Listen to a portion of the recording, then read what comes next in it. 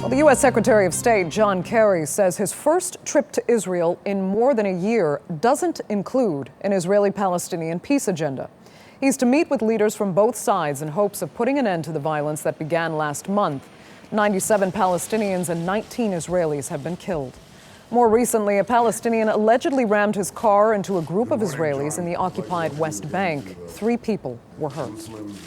There's a lot happening in the region, as well as those events that are happening here in Israel. And we are deeply concerned about Syria, about Daesh, about regional unrest. We all have an interest, needless to say, in working together against this spasm of violence that is interrupting too much of the daily life of too many nations.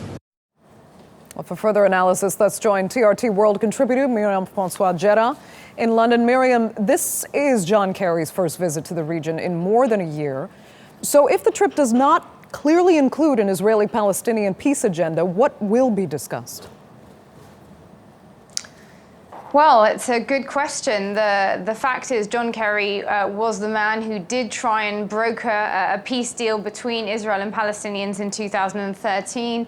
That fell through, and since then, the Obama administration has made quite clear that it doesn't see any long-term peace negotiations on the table during his remaining time in office. During a press briefing ahead of this visit, the representatives of the State Department made clear this isn't about reaching any form of an agreement. It's about trying to ease tensions for a start. It's also about trying to restart dialogue between Jordanians and Israelis, something which broke down significantly over the tensions on the Al-Aqsa Mosque compound, where plans are now for security cameras to be installed after there was some suggestions by the custodians, who are Jordanians, that the status quo had been violated there on several occasions. So really this trip is about trying to quell the current round of tensions, and there is no real long-term plan on the table. Miriam, you mentioned the Al-Aqsa Mosque, but give us some more historical context, if you can, for the recent violence we're seeing now. Sure. Well, the recent violence is quite simply the product of very clear actions that are happening on the ground. Just last week, the Israeli government announced an additional 454 homes would be built in settlements. So this is part of an ongoing expansion of settlements in the West Bank, which clearly violates the 1967 borders and, of course, violates international law. Now, quite concretely, what this does is it also brings Palestinians in very close contacts with heavily armed Israeli settlers.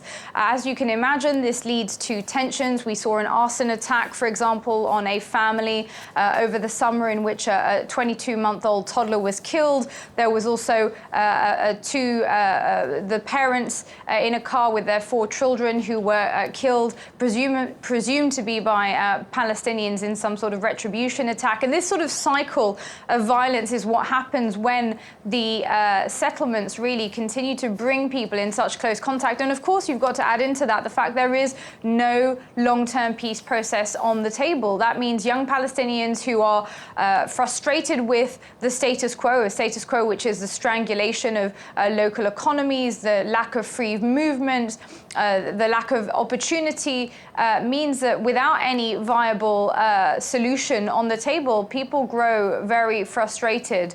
And when you add violent settlers into the mix, it becomes explosive. Okay, Miriam, we'll leave it there. Thanks so much for joining us, as always, from London.